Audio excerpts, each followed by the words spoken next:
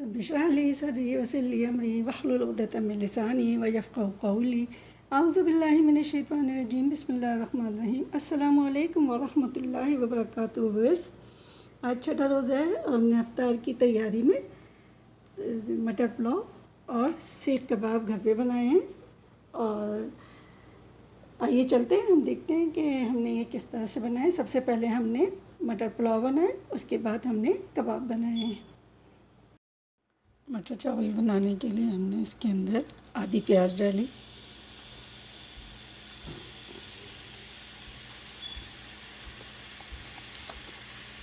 اور اس کو ہم سوتے کر لیں گے۔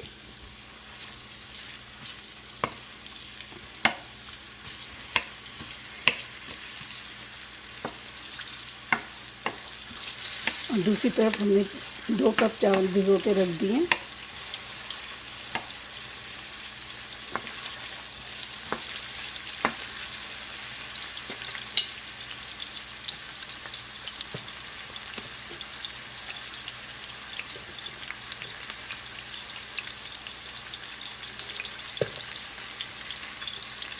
اس میں 1 ٹی اسپون زیرہ ڈال دیا،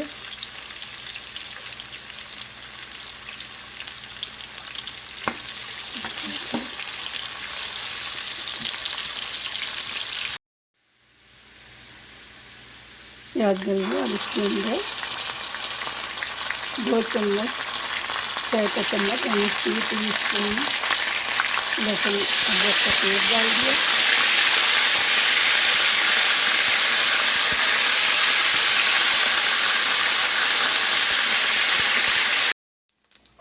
اب اس میں 1 کپ مٹر ڈال دیے ہیں،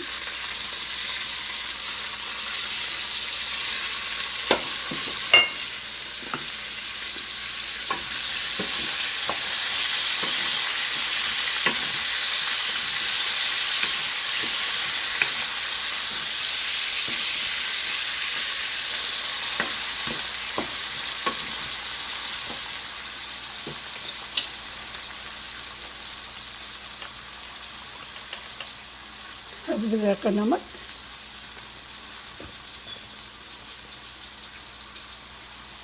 ایک ٹی اسپون گرم مسالہ،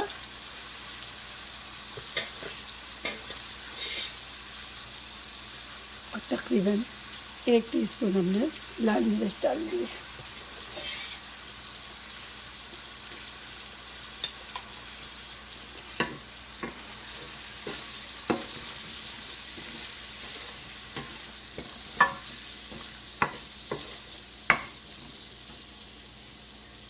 اور اب اس کے اندر ہم اس کو تھوڑا سا مٹر کو گلا لیں گے، تقریباً آدھا کپ پانی ڈال کے، اور پھر مٹر گلنے کے لیے رکھ دیں گے۔ مٹر گل گئے، اب ہم اس میں جو چاول بھیگے ہوئے رکھے ہوئے تھے وہ ہم نے اس کے اندر ڈال دیے۔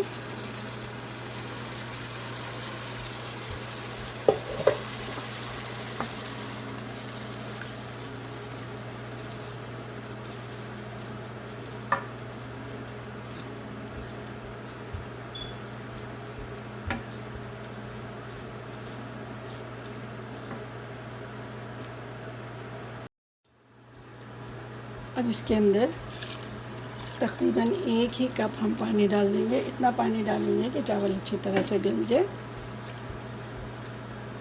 اس میں تھوڑا سا نمک بعد میں اور ڈال دیں گے، اس لیے کہ چاول پکنے کے بعد ان کا نمک کم ہو جاتا ہے، تو ہلکا سا نمک ہم اور ڈال دیں گے۔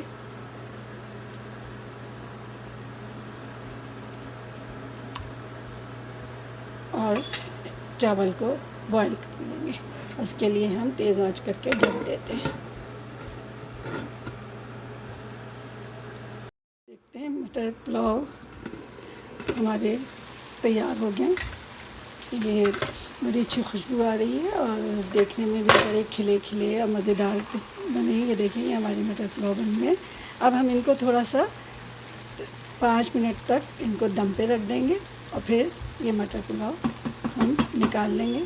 آئیے چلتے ہیں، اب ہم سیخ کباب بنانے چلتے ہیں۔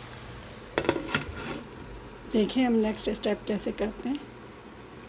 سیخ کباب بنانے کے لیے سیخ کباب بنانے کے لیے ہم نے تقریباً آدھا کلو قیمہ لیا ہے اور اس میں تقریباً 2 چمچ ہم نے جنجر گارلک پیسٹ ڈالا ہے،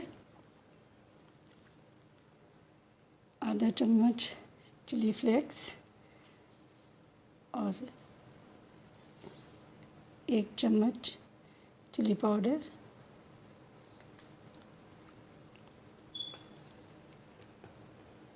1 چمچہ ہی ہم نے گرم مسالہ پاؤڈر ڈال دیا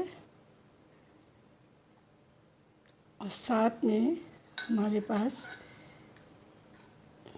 گرین مسالہ ہے وہ ہم ڈال رہے ہیں اس کے اندر۔ یہ ادرک، لہسن اور ہرا دھنیا پودینے کا کہ مکسچر ہے جو ہم نے بنایا ہے، اور یہ ہم نے اس کے اندر رکھ کے اس کو اب ہم اچھی طریقے سے سارا مسالے کو مکس کر لیں گے۔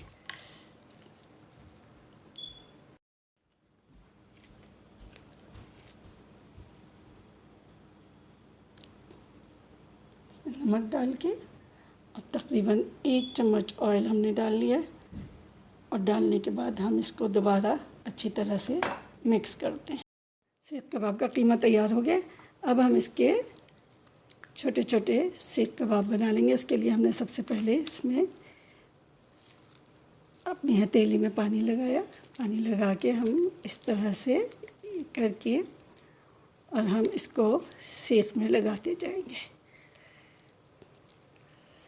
اچھا، ہم چھوٹے سیخ کباب بنائیں گے، بڑے بڑے نہیں بنائیں گے، کیونکہ ہم اس کو اپنے ایئر فرائر میں فرائی کریں گے، اور اس کے ساتھ ہم اس کو اس طرح ہم بنا کے اور پھر ان کو نکال کے رکھتے جائیں گے۔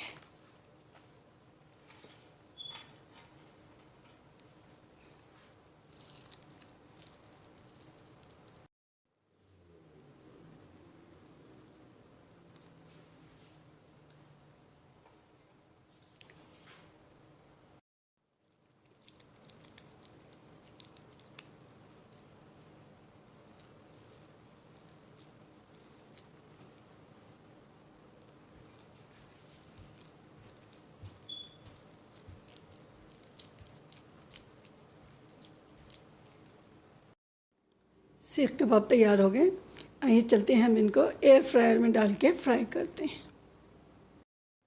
ایئر فرائر میں ہم نے اس کو سیٹ کر دیا ہے، اور اب ہم اس کو چلا دیں گے تقریباً 25 منٹ تک ہم اس کو آن رکھیں گے۔ اس کے بعد جب ہم آپ کو نکال کے دکھائیں گے کہ کس طرح یہ کباب بنے ہیں۔ کباب فرائی ہو رہے ہیں۔